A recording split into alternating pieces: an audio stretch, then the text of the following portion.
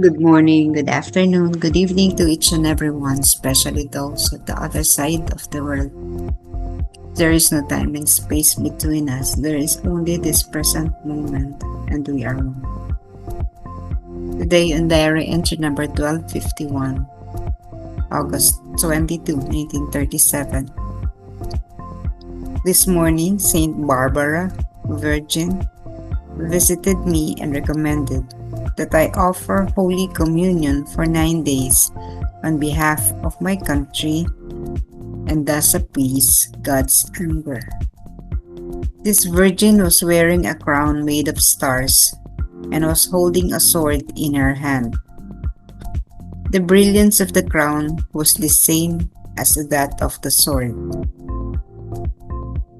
With her white dress and her flowing hair, she was beautiful that if I had not already known the Virgin Mary, I would have thought that it was she.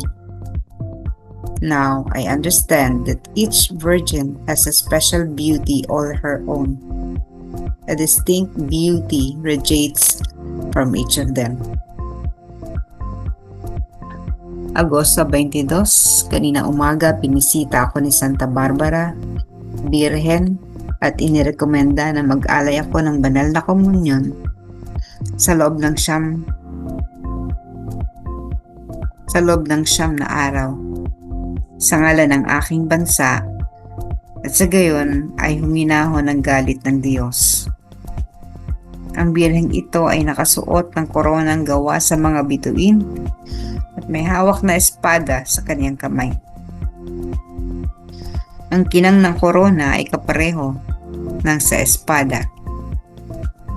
Sa kanyang puting damit at kanyang buhok na umaagos, napakaganda niya na kung hindi ko pa nakilala ang Birheng Maria, ay akalain ko na siya iyon.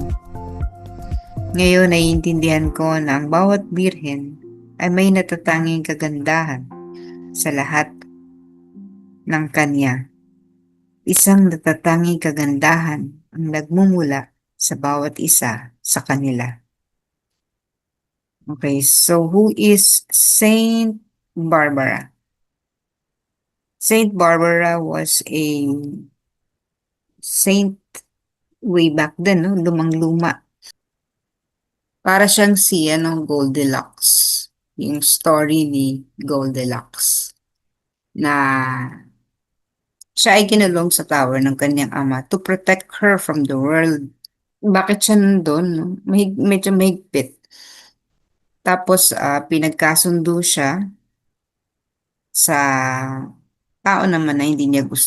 Ang pinagmulan niya ay hindi Kristiyano. Kanyang ama ay pagano.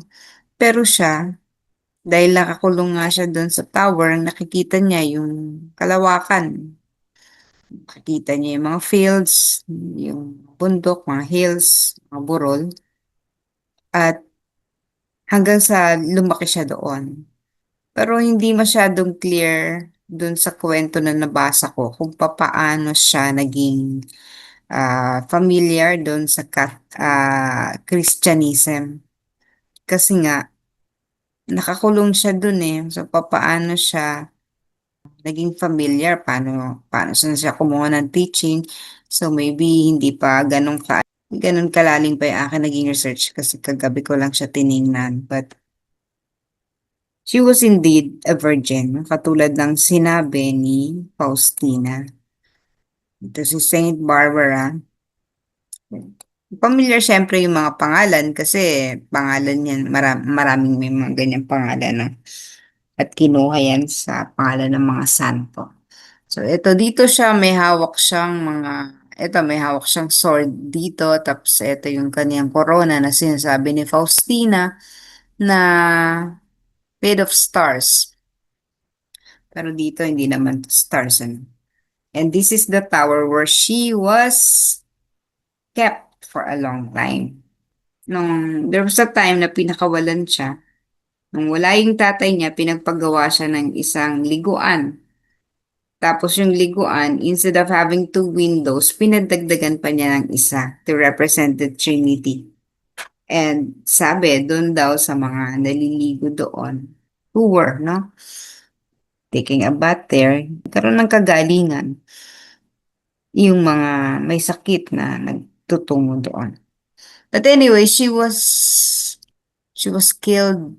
Siya ay nakaranas ng torture mula sa kanyang sariling ama kasi nga siya ay ibinunyag niya yung sarili niya na tinatakwil na yung kinagisnan niyang paniniwala.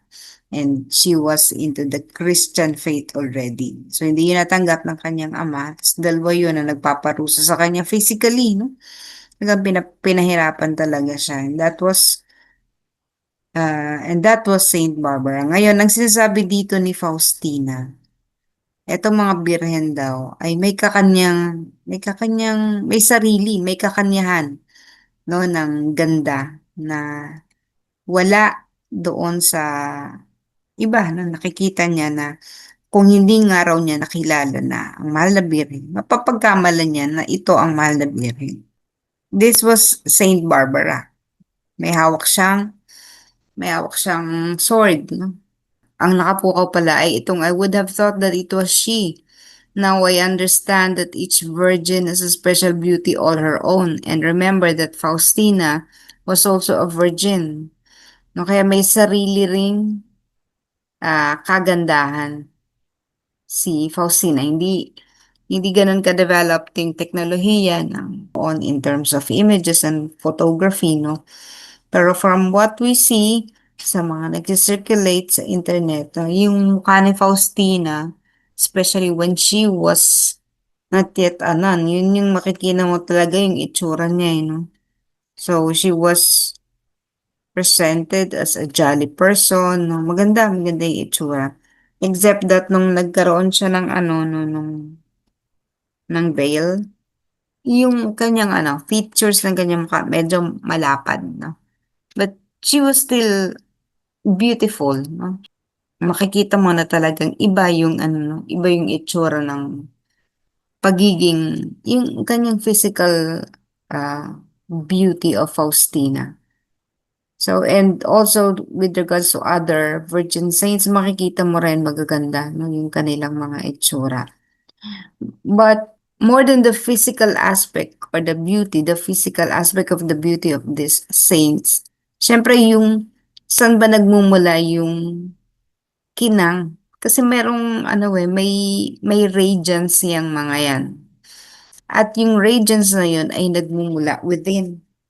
Had it not for their beautiful hearts, the virgin heart, the compassionate and merciful heart, yung mga ginawa nila in their life, no?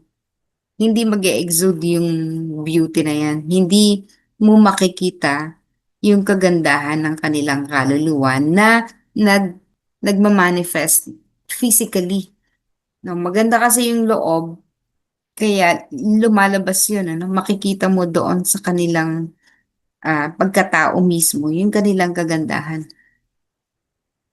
Kahit yung mga saints ni yung mga incorruptible, yung mga katawan ng mga saints natin, makikita mo, bakit ba itong mga ito ay hindi naagnas? Na-conquer nila yung physical death.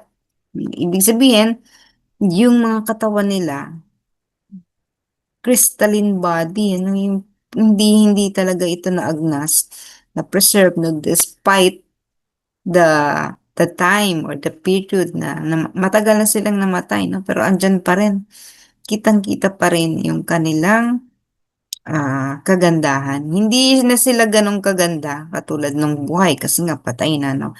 Pero the fact that they were able to survive the decay, yung pagkakaagnas ng mga katawang lupa nila, no? Kasi hindi nga sila naagnas incorruptible, ay makikita mo doon nangibabaw yung kabutihan. Kasi kukonti lang, bakit ba naaagnas ang isang katawan? Kasi marami tayong mga kasalanan na nagawa sa ating katawan. Maybe the food that we ate, no, the words that we said, the actions that we did, all this contribute to the kind of body that we have.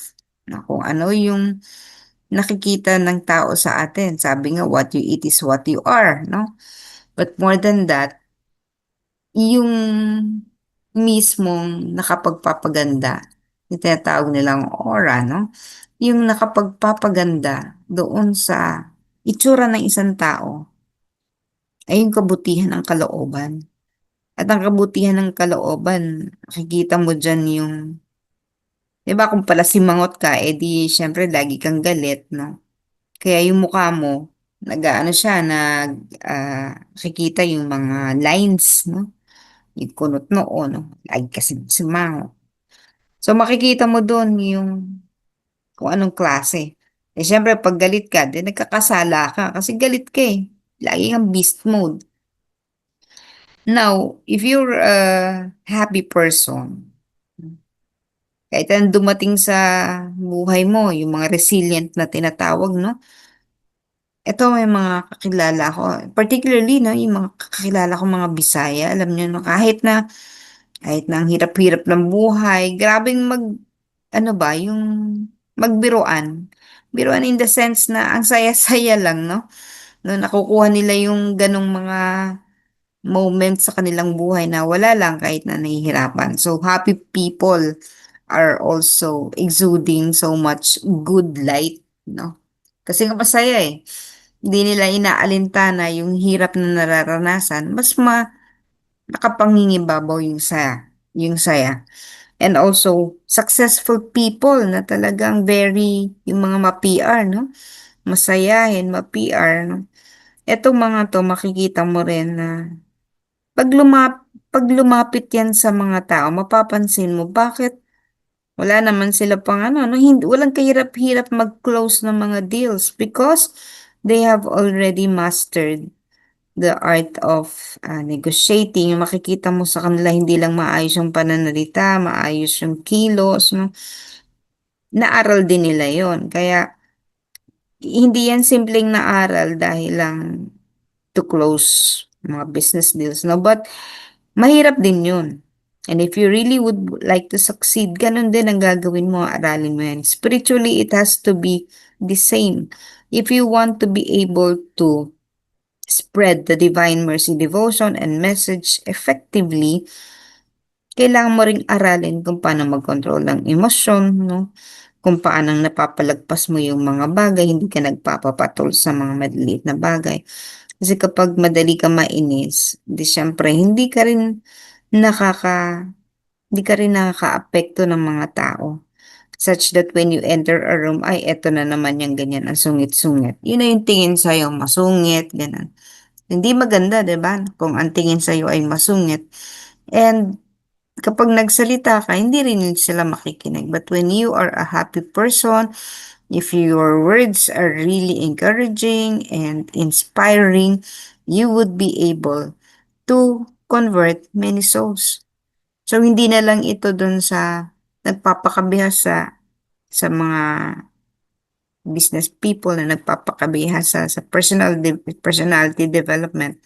But this has also be also our goal, no, to be effective in evangelizing people and telling the good news to everyone. Kasi yung ganitong ugali, character, attitude would make things easier for us. Look at Jesus, ano? Matatalim yang magsalita. Pero if you had been watching The Chosen, makikita mo, no? Si Jesus talaga na charismatic, no? Yung mga charismatic people, makita mo, ang lakas-lakas ng dating ng mga yan. Such, hindi pa yan nagsasalita, di na ano ka na, na-attract ka na sa kanila, na natutuwa ka na sa kanila, and you really want to be with them. So let us try to achieve that kind of personality so that we would be able to be more effective in our work. So ito katulad ng birhen na sinasabi. Birhen kasi no na napagtagumpayan niyan yung isa sa pinakamahirap na bagay. Ito yung the desires of the flesh, no? Kaya nga sila virgin they were not able to fall prey to dun sa kanya. Sa ganitong kalagayan, the sexual desires, lahat yan. And yun pala, yung sabi nga ni Faustina, may kagandahan sila na kanila, kakanyahan, sarili lang nila na different from all the rest, pero magaganda. Aside from, of course, being a virgin, yun ding meron kang kalinisan ng kalooban and doing a lot of good things. And that would make a person really beautiful. Beautiful inside and exuding into the physical body. Extend ang kanyang ganda sa kanyang physical, sa physical level.